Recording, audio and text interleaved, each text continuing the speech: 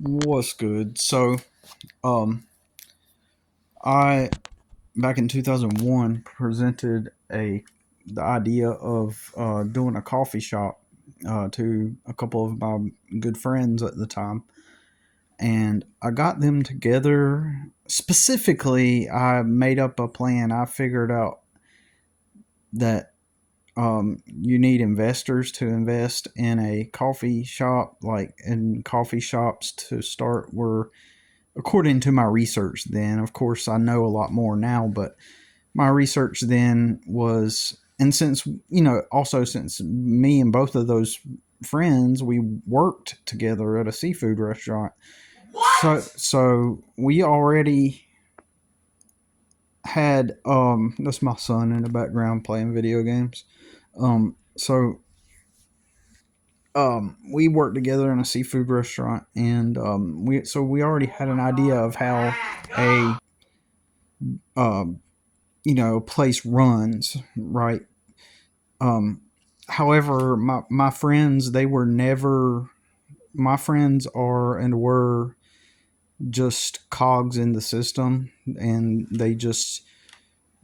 they never thought outside of the paradigm of being employed.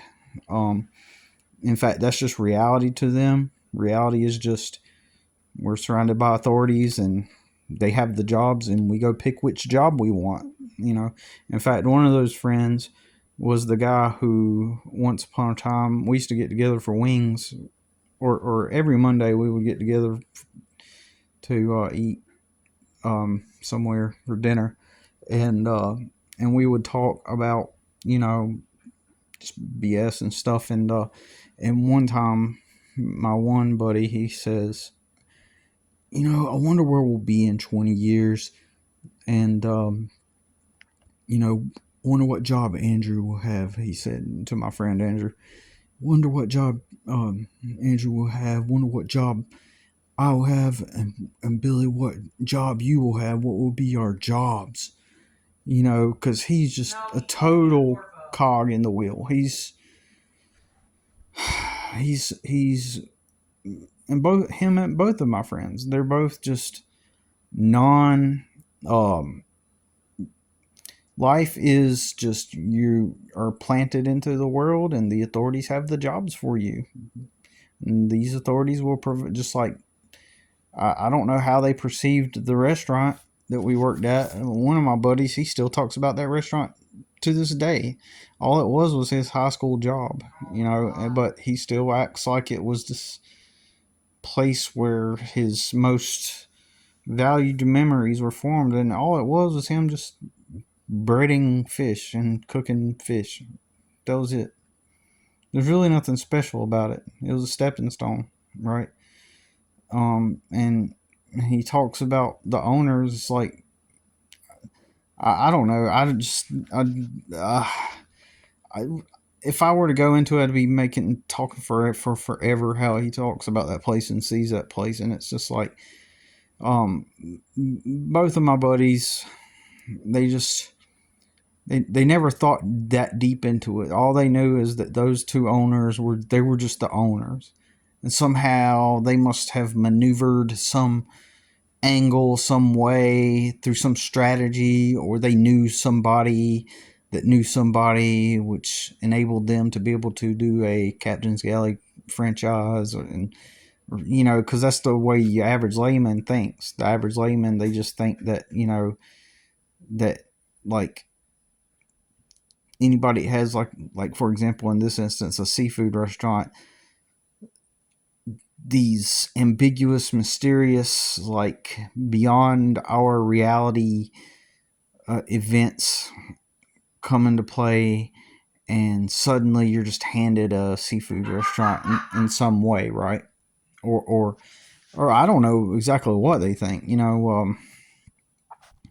exactly. But back then, I pitched to these two guys we could start a coffee shop, and I called it the Coffee House, right? And this is way before Facebook, way before YouTube. it was probably around the time, I guess, of MySpace or something, or maybe when it first took off, something like that. It was 2001. I mean, you'd have to go and look up the specific dates. I don't know if MySpace was a thing yet, but I had done research and I used the internet and it said a coffee shop is between $50 to $150,000 to get started, and you can get some angel investors. And that was my challenge. Like, who are these ambiguous figures? These angel investors? They're people that they go around and they're looking for companies to put their money in, and somehow they've got the money to invest in. Even that, to my brain back then, was still sort of in the realm of ambiguous.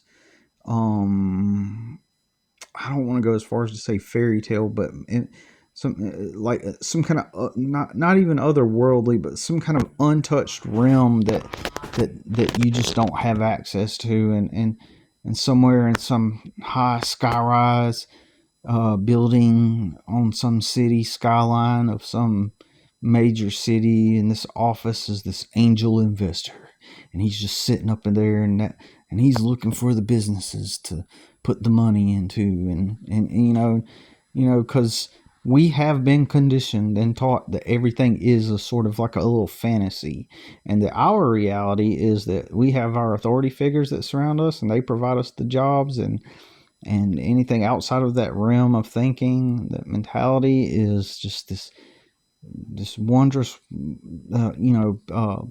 otherworldly world that just kind of like is in the background of our minds, and we're just the peons who clock in and do what we're told, move the boxes, shut up and just be happy, clock out, and enjoy your weekends, and just be happy that you can ask your boss, once or twice a year to have a week or two off to go to the beach, or take a trip to the mountains, or do any kind of quick fix, instant gratification stuff that will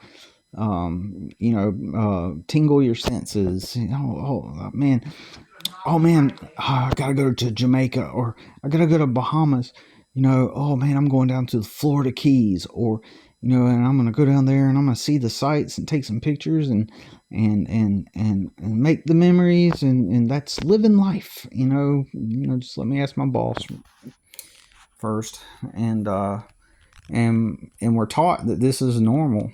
We're conditioned to believe that this whole notion of one of these authorities, they have a task for us to do, and it's our job, and our job is our position in society. This conditioning was in all throughout movies and TV, and Fred Flintstone answers to his boss, and that's the imprint that the man has the boss, and the boss is just this ambiguous figure that, in the Flintstones world, Fred's boss, he doesn't exist anywhere else other than on the job site in his office. And occasionally, you go ask your boss. He's just the boss. He was given that position by the great ambiguous dark authorities that exist somewhere in the ethereal realms, right? Because that's the way it is on TV, because Fred's boss is in general never at home. He's not a real guy. He just exists in his office in the at the rock quarry, and he tells Fred to move the rocks, and Fred moves the rocks and gets paid, and he goes back home to his wife, who is is who has common sense, and Fred's just as dumb as rocks. Caveman. So um so anyways, trying to get back on topic. So kind of lost my train of thought, but I asked my friends, and so I showed up that day. I deliberately told them that I really want to talk to y'all about something, and or so I can't remember exactly what I said or how I went about it, but I specifically told them I wanted to meet with them to talk to them about something, you know, and and I presented it, and I had it like I did printouts and everything, and you know, and I figured we can find investors and we can do this coffee house idea and do it in a house and call it the coffee house, right? And back then it seemed novel to me, and I didn't even know anything about Starbucks back then. I did not even know a place called Starbucks even existed. So, um, but I thought that we could find a house. And back then, I didn't know anything about commercial property versus residential property. I just thought in my young mind that, hey, you know, if we, because you see all these restaurants and places, they have um, coffee or they do restaurants and stuff out of these nice commercial buildings and stuff. And I thought, wouldn't it be a cool idea to have a coffee shop, but it's inside of a house? And, you know, maybe there's some way to do that. And we can call it the coffee house, and we'll make it this down home southern themed kind of place to some extent. Um, and in one space inside of it, we can have an art studio or a creative area for creatives to come and be able to work on their stuff or something like that. You know what I'm saying? And so I had this all planned out, mapped out, and I even drew up a general design and a layout for fun just to. And I thought my friends would see this and go, oh man, you know, this is really a great idea. This is something that we could probably get into. And that's what I was hoping for. But instead, as I spoke with them, I, I don't remember what my one friend said, but my other friend, he goes, his attitude or his response to it was generally like, oh, that's a cool idea. And then that was it. That was the extent of it. That's a cool idea. And then they both proceeded to just chit chat and start talking about work and all this stuff. You know, I was never completely zombified by the system like that, by the indoctrination, by the programming. They were. I mean, I'm just going to say it bluntly, and I'll tell them this too. You know, I haven't told them this, but I will tell them. Over the years, the one friend, you know, that's more vocal about it, things, who followed the script down to a T, he's actually uh, has a very highly successful career in the Navy, even to this day, and has held major, like, high leadership positions on cruise ships and stuff. And and and he's so into the system that it's like I feel like he was weirdly, I feel like he was wired for it, but at the same time, I think he's very smart too, but he's also, over the years, it's almost like I can watch some of the programming come undone, and he will, when we meet up, he'll be like, you were right about this, you were right about that, and he was like, I remember you saying this years ago, and so about different things, and uh and but yet, you know, I don't know. I mean, I'm not sure how much, uh, like, just the idea of being, you know, clocked in at a place, um, that you go to every day that you don't want to. See, we try to moralize that and make it the ethical thing. And society judges us based on and bases our personal value based on our ability to adapt and acclimate to some business that some man owns. And I don't even care how I don't even care how big the business is. I don't care if it's Walmart or if it's your mom and pop restaurant with one location in Hicktown, USA. They're all just businesses that some group of person or group of people started. Your peers, the same people you sat with in high school or in junior high or even in elementary school. At some point, they got older, they became an adult, and when you went to apply at that job,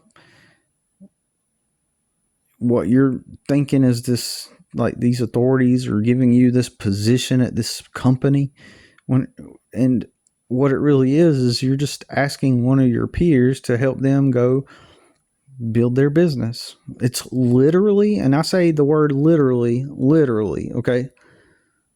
It's literally the adult equivalent of if one of your neighborhood peers growing up in your neighborhood decided to do a lemonade stand one weekend, and he says, "Hey, I'll pay you 10 cents an hour to help me sell my lemonade.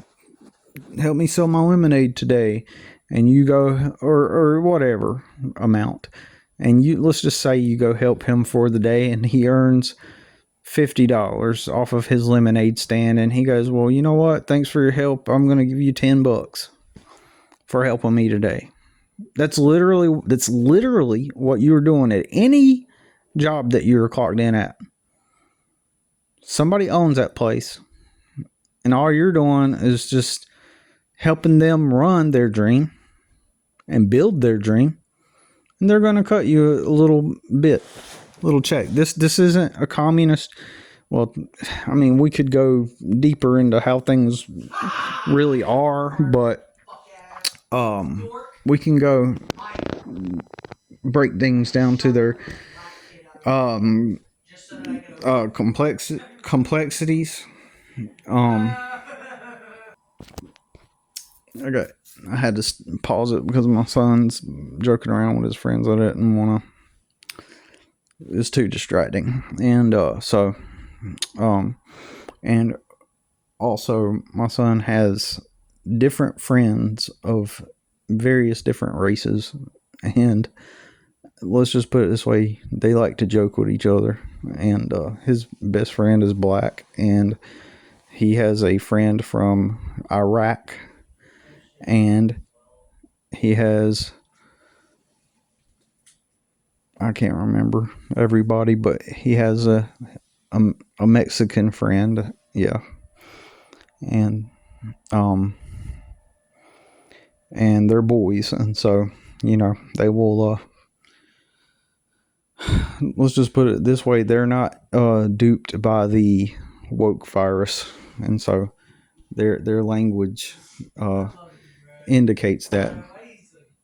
So I just want to say that real quick, but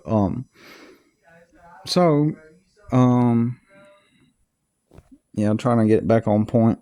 But yeah, just working but that's where they've duped us. They've made you, they've imprinted it into your head all throughout high school that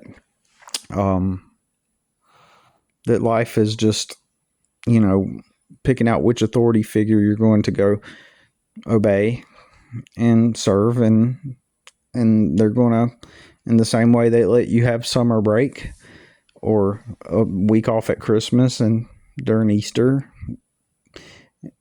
that when you get older, you're going to have your future authority figures are going to tell you when you can take time off for Easter and Christmas and vacation.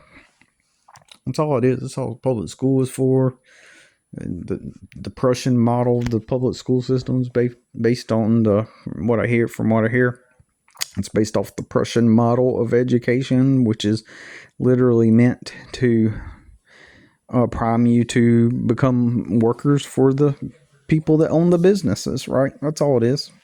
And so the mainstream society will, you know, tell you that you're, you know, a non-contributor to society, that you are not being a moral, ethical contributor, that you have that you have a problem with authority, and that you need to learn how to, adjust your personality and fix whatever issues you have with authority, so that you can acclimate and become a contributing member to society by, you know, learning how to adapt and acclimate to your peers' systems that they built for themselves, so that they can be millionaires and have good lives and not struggle. So that you can acclimate to their businesses, so that and once you do, you're doing it right. You're doing it the right way, the moral quality and bullshit that they put on that. And anyways, so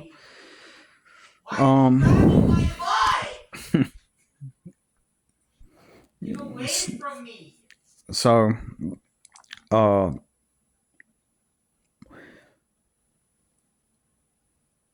I didn't know you could do that in video, that was a thing in video games. But anyways, so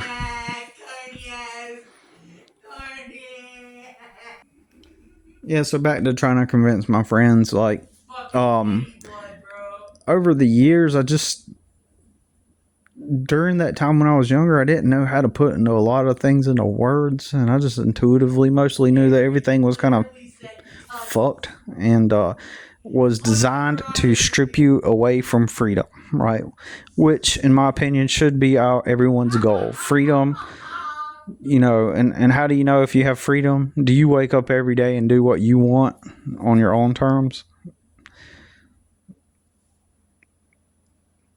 If so, then that's freedom. It's pretty simple. You wake up every day and do what or whatever you are engaged in is serving as a stepping stone to your freedom, right? And so, if what you do every day is not what you want to do, and if what you're doing is not what you want to do, and if everything is just kind of like in this, just, if you've become a quote unquote mature adult and acclimated to one of your peers' systems, and that they've created to make themselves millionaires, and you've acclimated to being a help for their system,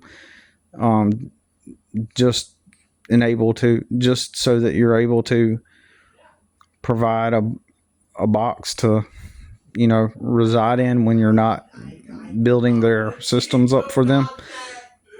And you're not free. That's not freedom.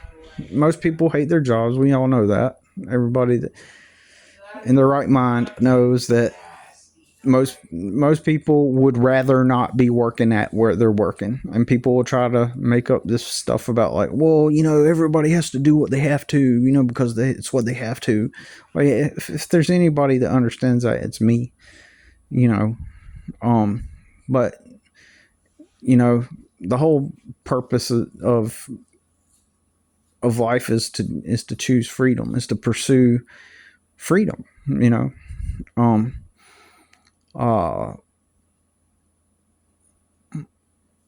there's no way to rationalize it away.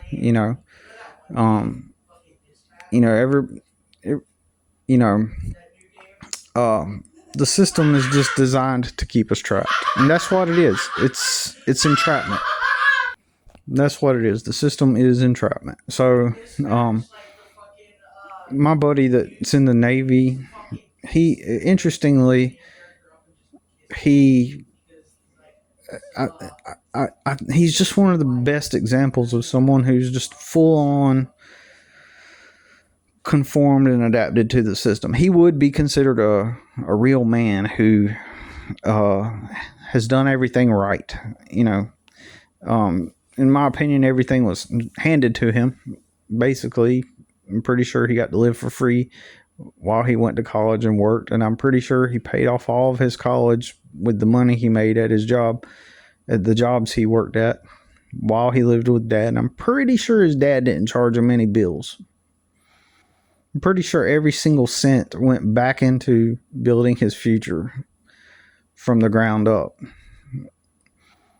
And in retrospect, if I could go back and talk to my younger self, I would tell my younger self, well, you don't need to be going out every Monday and hanging out with your buddies like this, because you're just spending your money on stuff that it's not necessary. You don't need to go out every Monday and purchase a meal at a restaurant and then leave a tip.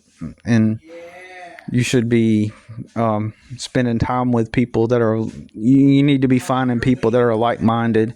Like, you can keep your friends, but you need to find people that see past the system's deception. You need to find people that think like you do, and you need to build a life centered around having like-minded people in your life. And then, because you discovered that people also want to low-key pull you down, especially if you're some poor fuck who has the gall to think that he's going to get free and, in their minds, become one of the authorities. It's this subtle impression, like, oh, who do you think you are? Like my former coworker, anytime I mention shit on Facebook, about working for yourself and stuff, he's always was, and believe me, I drilled into him too, but he's always was chiming in about how, well, this and that, and always the same employee talking points. And it's always people like him who have no desire, no means, no intention to even consider self-employment, much less a whole business. Like, he is quite content, and he also lived in his mom's condo, not just at his mom's house. He stayed at his mom's condo all those years that I've been connected to him, since 2009. At first, before he eventually went on to get married, I don't know if he still lives in his mom's condo, but I know that back then he lived in his mom's condo. Did he pay rent? I'm not sure, because if he was a landscape helper at a theme park, just like I was, that meant he was making $9.50 an hour. And if he made $9.50 an hour with one job at a theme park as a landscape helper, and had that nice 2-bedroom condo that he was living in, and got to come home every day and just play video games, is his mom charging him rent? At most, I would suspect that she probably only charged him for the utilities and maybe something to pitch in to help him pay for the taxes on that property. I would just assume. But I mean, holy shit, talk about life on easy mode, man. You get to go live a job that doesn't even pay you enough to even have a condo like that, but somehow you got a whole condo to yourself. But what would society say if they just looked at the immediate optics of him and me? What would they assume, and what would they conclude? They would conclude that somebody like me is just slacking off in life, since I don't have my own condo. Meanwhile, well, my coworker, he must be doing something right. Look at him. He's got a condo. He can even come home every night. He doesn't have to work a second job, and he can play video games. So, what are you doing wrong, Billy? They'll look at the immediate optics. Nobody wants to find out that, oh, that's his mom's condo, right?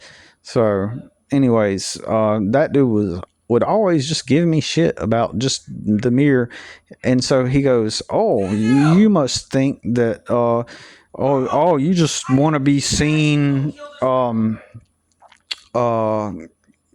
around with a briefcase and wearing a suit, in some city He literally said something like that. And so what does that tell me?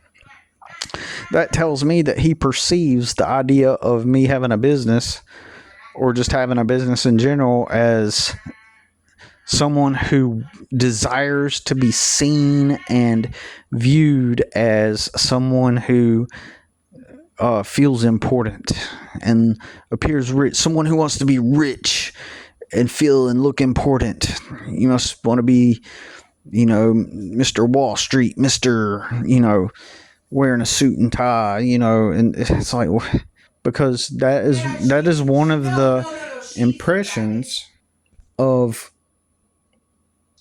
that the average layperson has when someone says they want to start a business. They assume that you just want to feel important. You want to be one of the authorities. You want to be in charge of people. You want to have control over people. You just want to try to make all this money.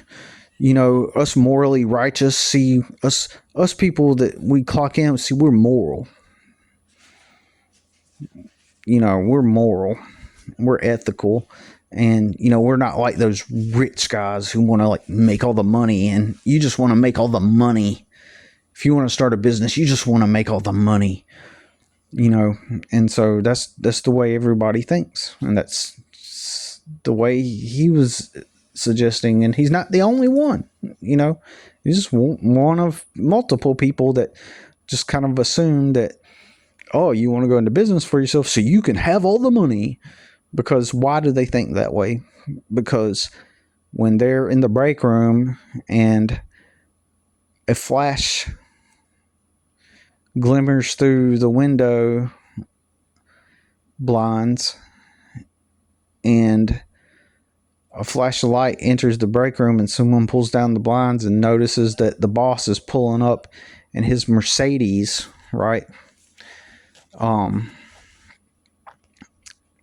They assume that that's what you're striving for. They assume that you want to have this position where you have all this money, and so you can have nice things, and so it's basically a crabs in the bucket mentality, right? So and so everybody wants to just kind of like pull you back, keep you at your level. And or not go above their level. And that's how they perceive it. When in reality, all you're really doing is just trying to pursue freedom. You have a goal of something that you want to achieve, and either that business is going to help you achieve that goal, or you're going to be pursuing the thing that you really want to do or something, right?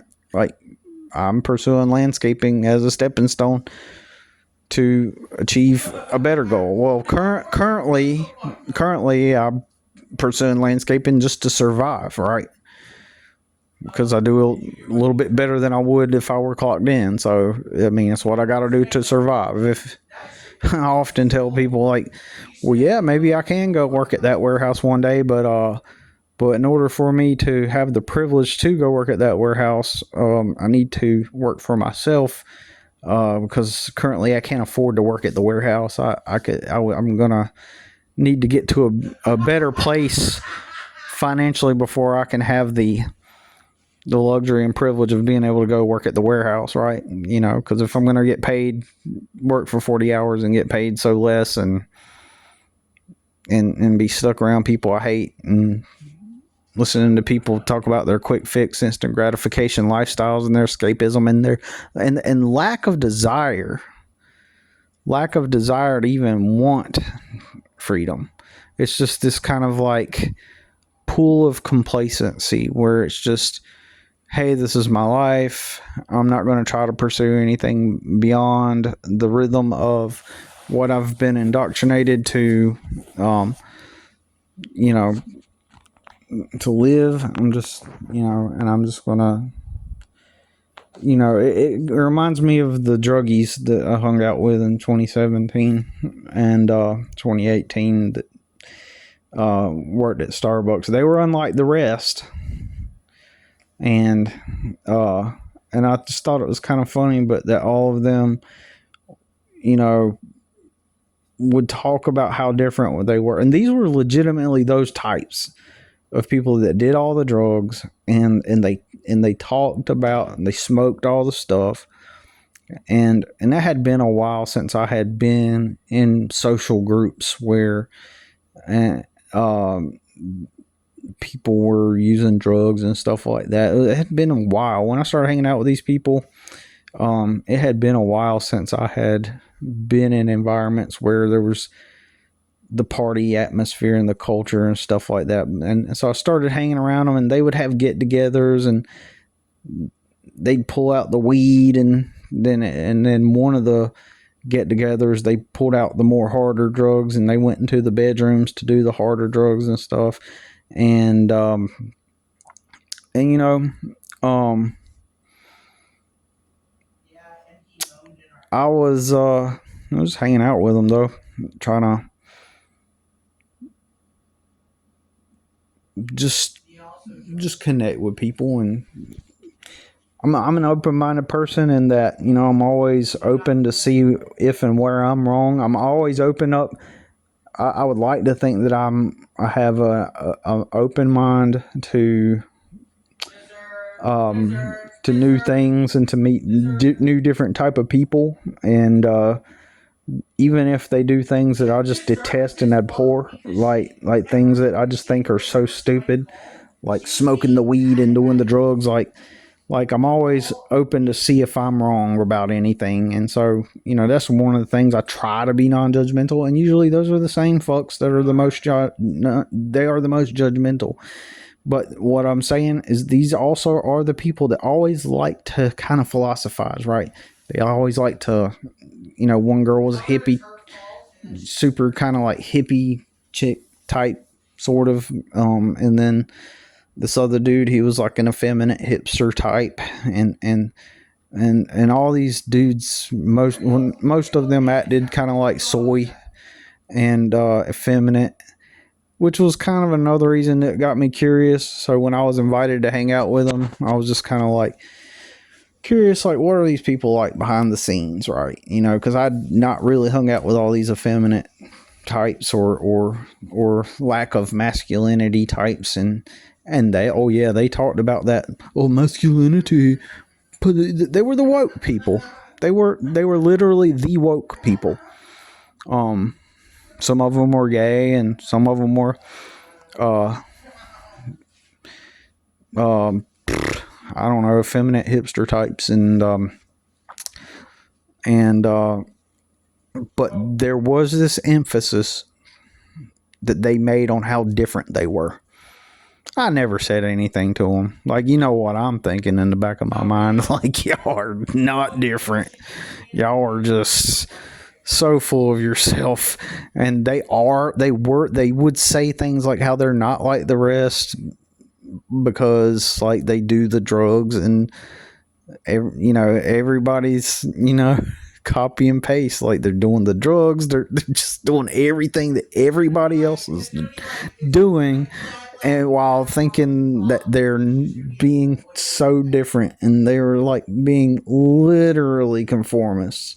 And I thought it was funny that a large number of them, had their logo, Starbucks logo, but they were unlike the rest. And the point is, there's nothing wrong with working at Starbucks, in my opinion. There's nothing wrong with working for somebody else, in my opinion. That's not my point. My point is they're claiming that they're unlike the rest and they're different, and here's one of the big ones, that they're better than the ones that run the system. They're better than the rich ones, the ones that's all about money, and they got all the money, and they're trying to the rich, the corporate billionaires. I mean, well, that's kind of true, the corporate billionaires. But what I'm saying is, like, there's this thing about against, like, oh, trying to make all the money and stuff like, and one of those dudes, I ended up hiring him to work for me, and he would complain, and he was, and stuff, and talk about, oh, well, this is, oh, blah, blah, blah, blah, and safety, like, I don't know. I mean, safety is a legitimate thing. I take safety very seriously myself, but, anyways, he was just complaining and stuff, and, kind of soft dude, and, but anyways, these were the dudes that the people that spoke against the rich, like, because personally, if you get rich, what's wrong with getting rich? Nothing. Everybody, if they could be rich, would be rich. If they could find a way to be rich, there's not a single person that will. Okay, so it's this attitude that they're better than the people that have more money than them because they don't have money. What it boils down to, and I thought it was kind of weird that they would just talk shit about people that are rich in general, like, and so, and not just the corporations. That's not what I'm talking about. Just, and so here I was during that time. I had my own moving business right at that time, and I had my own moving business, and I moved people from to Ohio, to Las Vegas, to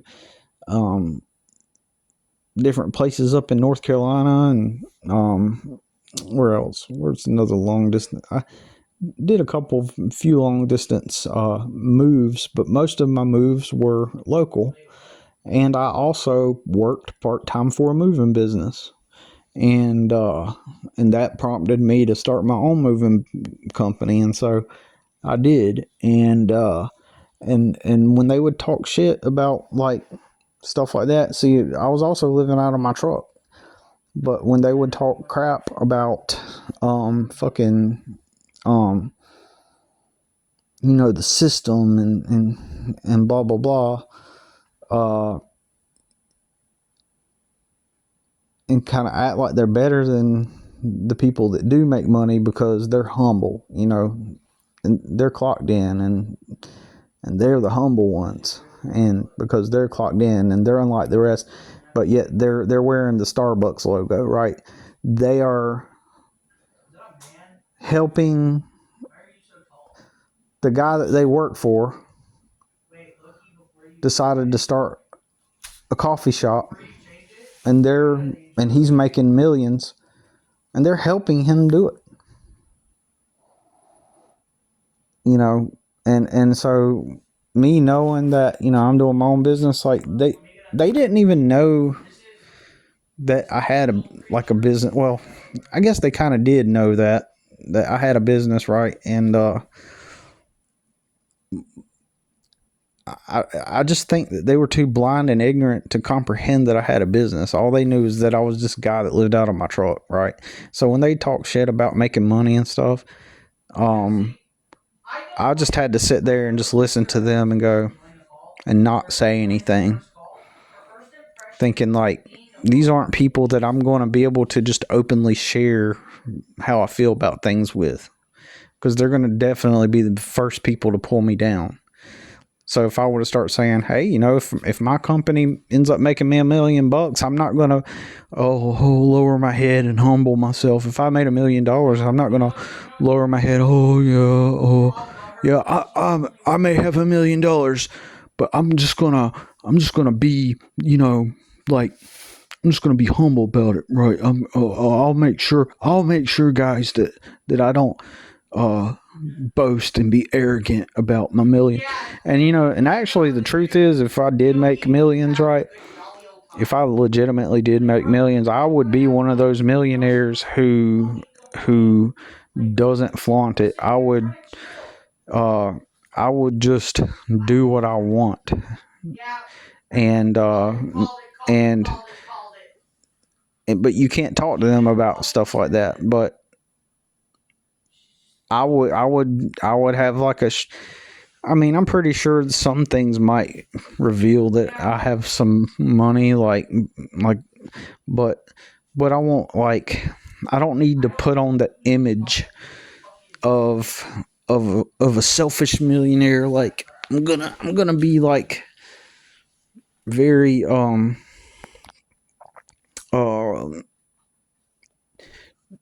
how would you say, like, I personally know some millionaires. I've met multiple millionaires in my lifetime, right, and hung out with them and everything, and they don't flaunt it. Like, they don't. We're so influenced by TV and the cultural, how they make rich people villains. And in my opinion, those people do exist. I worked for a horrible boss who fit the archetype of the mean Scrooge rich man who was just horrible to everybody. But I'm not going to let my experience with him, and he was probably the richest of all the ones that I ever, met. And I used to work right there, where he had his office and everything, right? And he did fit that archetype of that, the type that everybody hates, right? But all the other millionaires I've met, they don't sit there, and if you met them, they just act like normal people, right? So I don't give a fuck. If I made $1 million, if I wanted to flaunt it and show it, I would. But you know what? Most millionaires on paper, they are very frugal living, especially your old school people that became millionaires. And who gives a fuck? Who gives a fuck, right? It's not even the point. I mean, point is, whoa, my bad. Point is we should pursue freedom, and and you can't get around people that are always going to have something negative to say about the just the mere concept of pursuing freedom. And freedom doesn't mean that you have to be a millionaire. And who gives a fuck if you did become a millionaire? I don't give a fuck. It doesn't matter. It's freedom. And so what they don't want you to comprehend is to learn how to make your own lemonade stand. If there's any kind of propaganda that they want to put against the mainstream masses, is to don't search for freedom. My friends, they were totally bought into the system. And one of my other friend of those two friends I was talking about, the weird part about it is it seemed like I could bring that kind of idea to him, because why? Even before I knew who Donald Trump was, he knew who Donald Trump was. He bought a Donald Trump book. I can't remember which book he bought by Donald Trump, but he bought a Donald Trump book, and he's like always talking about, man, I'm going to get filthy rich. I'm going to own a strip club. And he's like, I'm going to invest in real estate. I'm going to be filthy rich. And back then I didn't understand anything about Donald Trump or real estate or anything like that. I didn't even know what my friend was talking about back then. I didn't know what he meant. And he was saying all this. He would always talk about how he was going to get filthy rich, the day that I get filthy rich. And he bought the Donald Trump book and all that stuff. And so again, like, I didn't know what that was, but so when I presented him the coffee shop idea, and he just kind of dismissed it, it was like, what? I thought you wanted to be filthy rich, right? But in truth, my friend never was trying to do anything. He just liked the idea of it, and he's one of those people that will, I've told him like multiple times like different business ideas he could do, and weirdly he always sends me these videos about like different business ideas and stuff, or on occasion anyway, like mainly about vending machines. Like, so that's what the average layman does. They hear about regular common things that business people know, such as vending machine, like industry in general, just in general, business in general, business people. When you learn business on the level of business, you see reality for what it is, as opposed to the layperson that doesn't see reality. And so when you see a YouTube video pop up that says make money with vending machines or something shit like that, right? Well, first of all, if it's on YouTube, most of the time those are hacks. Those are people that are trying to take regular things and hype them up and make them all appear like they're a hack, like opening up a restaurant. It's like, I opened my own restaurant and you can too, or some bullshit like that. And so they'll make a video and they'll make highlight reels of these interesting things. They'll frame it in such a way to make it look like a hack, or they'll reword it in such a way that makes it sound like a hack. Like, imagine waking up every day to do what you love.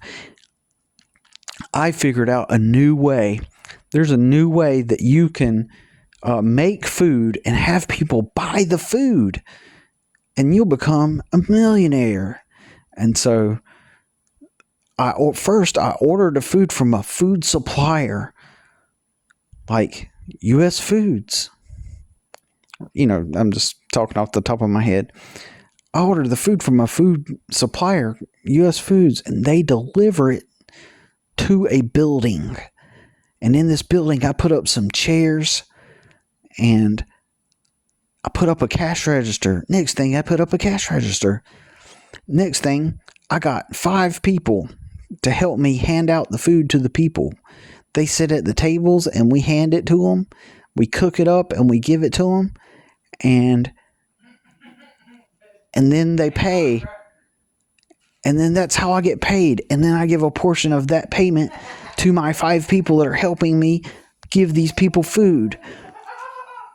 It's an innovative way that you can do business and make millions. And so I'm making it sound like a hack. What I'm basically describing is a restaurant, but I'm dancing around the words, you know, and making it sound like opening up a restaurant is a hack. Like, here's how you can maneuver around authorities and do it yourself. Ooh, you know, it's like, okay, so I'm not sure how great of an example that was, but you know, you can apply that, you know, to many different, you know, contexts. You know, using different, you can apply many different industries and do wordplay and, you know, and get people, you know, try to sell them on some kind of hack, right? Like, there's a lot of videos about landscaping, and it's people hyping it up, and they're basically landscaping channels, and a lot of it's just a lot of hype. It's a lot of hype around landscaping, and they making it sound like a hack, like a super easy thing that's a hack. I don't know how to explain it. The same thing with window washing. You too can start your own window washing business. And they'll do like that, and then they'll make it sound like it's some angle, some hack, some quick fix thing that you can do. And it's like in the business world, if one businessman came up to another one and said, you know what, I'm gonna start a window cleaning business on the side, they'd be like, oh really, what made you decide to do that? And then they get into like a regular conversation. There's no questions that come up. No, Who do you think? You know what? What are you thinking? Blah, blah, blah. There's no crabs in a bucket mentality. Anyways, I discovered that over the years after you can't talk to your friends about starting businesses. You just have to find people. If you have to convince people to step out of the programming and into into starting business and pursuing freedom, and business people won't tell you that doing their business is freedom. Like the layperson will be like, well, what do you mean it's freedom? Like they're going to work a whole lot more hours. They're going to be working like a business is 24/7. You're always going to have to, like, if you got a business, you're always going to have to be available to take care of that business. You might end up working every day at your business. So what do you mean it's freedom? See, if that's the way you're thinking, then you've already failed to comprehend what freedom is, right? You've already failed to comprehend,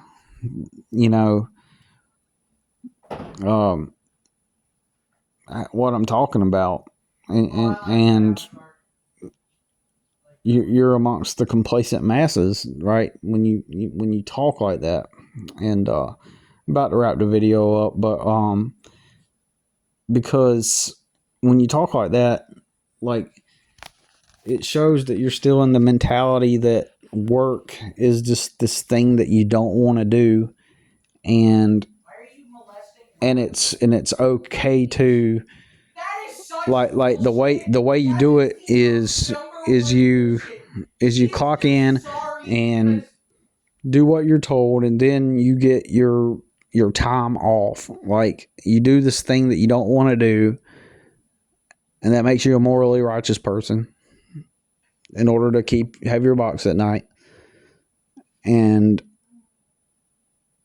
working for yourself or having a business, that is the freedom in and of itself. The act of being engaged in what you really want to be doing. And so there are some people. Now, I would argue I'm more of an artist than a business person. But I'm strongly a business person, though, I would like to think. But there are some people that they're just wired to start businesses. It's like what they like to do. So, like, specifically what they like to do is start businesses in general, and they don't care what type of business it is, as long as it's like they just enjoy the process of starting a new business, right? And they don't have any. Their passion is just starting businesses and running businesses. It's not the content of the business or the type of industry. It's just they're into business. In the same way, some people are wired for sales. So that would make them a good asset to a company because they like sales, and it doesn't matter what the product is, they like sales. And so this is where someone who is not entrepreneurial can, in a healthy way, and still find joy in working for other people by being a salesman. So they're wired to, and that's where they find their freedom. So they would, walk into a paint warehouse and be like, okay, I'm into sales. I can sell this paint. So they enjoy the process of the sales and the networking and building relationships with people. And that's what they're wired for, and that's what they enjoy. And so that type of person would, again, be good to, I would argue, though, even that person that's wired that way can start their own business and probably would be successful at it just because they're wired for sales, right? Right. And so they can walk into a bearings warehouse that sells bearings, and belts and gears and shivs and whatever for industrial applications, and they're passion in sales. I know a guy who sells tape that goes on diapers. Okay, he works at a company, and I don't know if he is wired that way, but I'm just saying in general. I'm just saying generally that was his job, to sell the tape that goes onto the diapers to diaper companies or something like that. So perhaps he enjoys sales. I'm pretty sure he doesn't wake up every day dreaming of selling tape that goes on diapers. Um, so you can so it's not going to be everybody that obviously. Obviously most people aren't going to get into business, and you shouldn't try to convince your friends or people that are not already convinced, right? And, you shouldn't have to try to convince them. Let them be in their programming, right? So anyways, I got to get off of here. It's way too late. It's been an hour, and I appreciate you listening.